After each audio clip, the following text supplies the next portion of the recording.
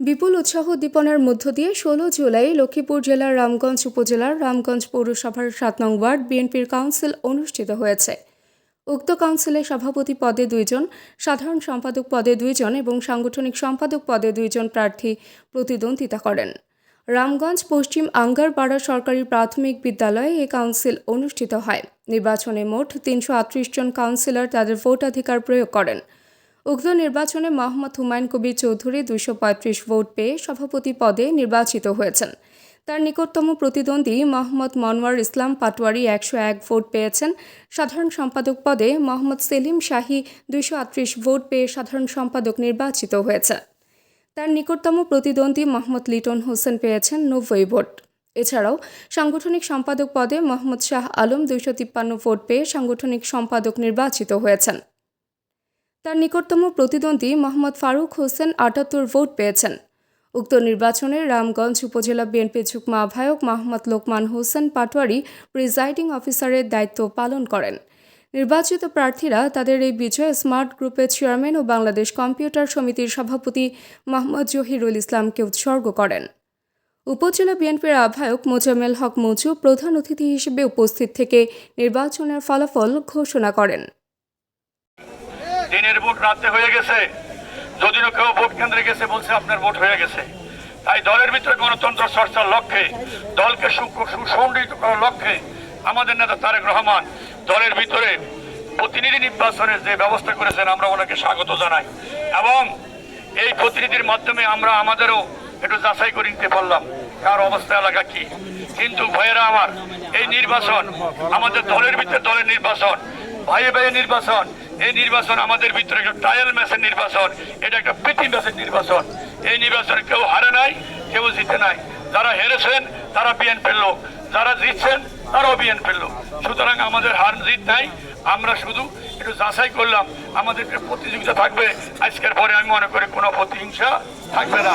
আমাদের নেতা তারেক রহমান আমাদেরকে বিভিন্নভাবে আমরা এই নির্বাচন করতে যাইয়া মার্কা ব্যবহার করছি। আজকের পরে আর আমাদের কোনো মার্কা থাকবে? আমাদের কি মার্কা থাকবে? আমাদের কি থাকবে? আমাদের মার্কা কি? আমাদের মার্কা কি? তারেক জিয়ার মার্কা কি? এই লক্ষ্মীপুরের মার্কা কি? খালেদার মার্কা কি? বিএনপির মার্কা কি? আমরা যারা এখানে আছি আমাদের সবার মার্কা কি? আজকের পরে আমরা সবাই ধানের শীষ মার্কা নিয়ে ইনশাআল্লাহ আগামীতে এই রামগঞ্জে তারেক জিয়া যাকে ধানের শীষ নিয়ে ফাটায়, আমরা ঐক্যবদ্ধভাবে তারেক জিয়ার হাতকে শক্তিশালী করার জন্য তারে বিপুল ভোটে জয় করে সংসদে পাঠাবো ইনশাআল্লাহ। আপনারা জানেন এই নির্বাচন নিয়ে চক্রান্ত চলতেছে, আপনাদের আবারও আন্দোলন করার জন্য সজাগ থাকতে হবে।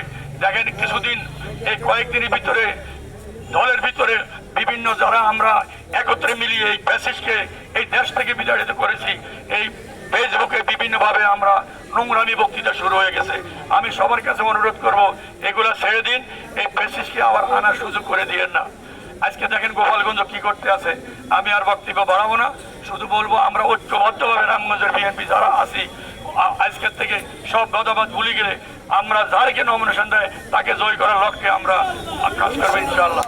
এখন প্রতীক্ষিত ফলাফল এবং পৌরসভার শেষ ফলাফল আজকে আমি কখনো ফলাফল ঘোষণা করি নাই, তারপর আমাকে যারা সম্মান করে দিয়েছে আজকের প্রিসাইডিং অফিসার, তিনি এই ওয়ার্ডের আজকের এই মিটিংয়ের সভাপতির দায়িত্ব, ওনাকে ধন্যবাদ জানিয়ে আমি ফলাফল ঘোষণা করছি। সাংগঠনিক সম্পাদক শাহ আলম মাসমার্কা ২৫৩ ভোট পেয়ে নির্বাচিত হয়েছে। আমরা শাহ আলমকে ধন্যবাদ জানাই। নিকটতম প্রতিদ্বন্দ্বী সাংগঠনিক সম্পাদক মার্কা ৭৮ পেয়ে ভোট পেয়ে তিনি নিকটবন্দী হয়েছে, আমরা তাকেও ধন্যবাদ জানাই। সাধারণ সম্পাদক মোহাম্মদ সেলিম মরক মার্কা ২৩৮ ভোট পেয়ে নির্বাচিত হয়েছেন। প্রতিদ্বন্দ্বী লিটন বই তিনি ৯০ ভোট পাইছেন, আপনার উভয়কে আমরা ধন্যবাদ জানাই।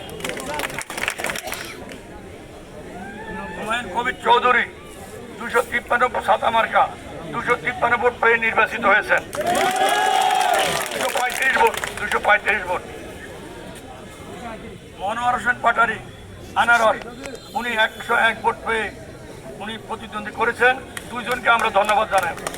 আমরা যারা দিচ্ছেন, যারা ঠকছেন, আজকের পরে আমরা সবাই এক, ঠিক আছে? আমরা মিলেমিশে এই রামগঞ্জকে সাজাবো। আমরা প্রশাসনের ভাইদেরকে ধন্যবাদ জানাই, ওনারা বিভিন্নভাবে, বিশেষ করে ওসি মহোদয়কে ধন্যবাদ জানাই, আমাদেরকে সহযোগিতা করে এই নির্বাচনে শেষ পর্যন্ত আনতে সক্ষম হয়েছে। আল্লাহ দরবার শুকরিয়া। তাবাসসুম হকানিকা, দৈনিক আজকের বাংলা। দৈনিক আজকের বাংলা .net